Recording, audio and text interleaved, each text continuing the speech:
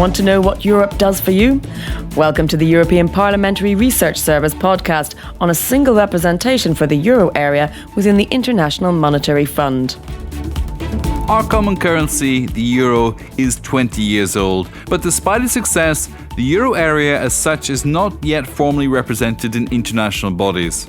Although the idea of a single euro area chair in fora such as the International Monetary Fund has long been on the agenda, the road to it is proving bumpier than expected. Want to know more? Stay with us. Despite the early fears and concerns, the euro is today the common currency of more than 340 million European citizens. It is the official currency of 19 of the current 28 EU member states and the second most widely used currency in the world after the dollar. But this success and growing international role is not reflected in the external representation of the euro in international fora, notably the International Monetary Fund or IMF. Now, why is that? Well, often membership of international bodies is limited to sovereign states only, and no provisions have been made for membership of currency unions. Now, various means have been used to ensure at least some form of euro area representation in such fora. For instance, the President of the European Central Bank is an observer on the IMF's International Monetary and Financial Committee, and the ECB has observer status on the IMF's Executive Board, where day-to-day decisions are taken, including on the allocation of funds to countries requesting IMF support. The idea of a single external representation of the euro has been on the political agenda ever since the euro was first introduced. Over the years, various attempts have been made to change this, the latest in 2015 with the Five Presidents report on the completion of the Economic and Monetary Union. The report regretted that in international financial institutions, the EU and the euro area were still not represented as one, which meant the EU was punching below its political and economic weight. To remedy this, the Commission called on the Council to agree on the idea of a unified representation of the euro area in the IMF. But the dossier has sat on the Council's negotiating table for over 3 years and without visible progress. So why is that? Well, before we answer this, let's examine the Commission's proposal in greater detail. Stay with us. The Commission wants euro area member states to speak with one voice in all bodies of the IMF by 2025, a very ambitious date considering the poor progress to date. The Commission argues its case by referring to the sovereign debt crisis, during which several euro area member states, notably Greece, Ireland, Portugal and Cyprus, were forced to knock on the IMF's doors and seek loans. But the crisis also contributed to strengthening economic governance of the euro area, in particular through keeping a closer eye on member states' economic and budgetary policies and implementing a new procedure to prevent and address potentially harmful macroeconomic imbalances that could affect the economic stability of an EU country, the euro area, or the EU as a whole. Now, this more robust governance framework has implications both for the IMF and for the EU itself. As concerns the IMF, the Commission believes it needs to go beyond a purely national perspective when assessing and supervising developments in the euro area.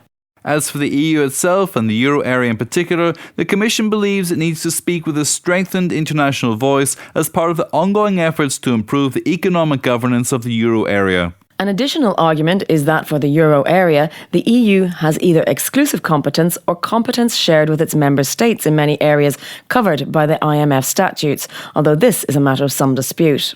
So how does the Commission propose to do this, assuming it can be done? Well, it wouldn't happen suddenly, but step by step. First, by grouping euro area member states into fewer euro area only constituencies within the IMF, and in the final stage into one single euro area constituency, led by an executive director elected by its members.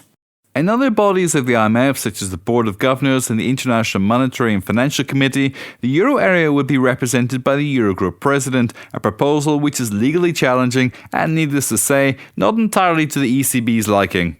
At the same time, creating a euro area constituency, and so a single chair on the IMF Executive Board, would also require euro area members to muster the will to reach common positions on all IMF policies, as well as on all country and surveillance issues of relevance to the euro area, which is also challenging. So, what's the ECB's opinion on all this? Well, the ECB fully agrees with the need to strengthen the external representation of the euro area in the IMF and speak with one voice, but notes that there are legal obstacles which would need to be overcome in order to achieve this. is also worried that achieving unified representation of the euro area and the IMF could undermine its much-cherished independence. And what about the Parliament's position? Well, the Parliament has been calling for stronger representation of the euro area and international organisations since the early 2000s, including single representation in the IMF, as long as it doesn't escape the democratic scrutiny of the Parliament. So the strongest pushback comes from the euro area member states themselves, especially from France and Germany, who will be forced to give up their current chairs in the IMF's executive board in favour of the proposed single euro area chair. France, which also holds one of the 5 permanent seats on the UN Security Council, has some fear that the same could happen there in the future. A second group of euro area member states, such as Belgium, the Netherlands, Ireland and Spain, that are currently included in mixed constituencies with non-EU countries with whom they have privileged relationships, also believe that their national interest is best served within the current IMF governance architecture, so they're not eager to change it.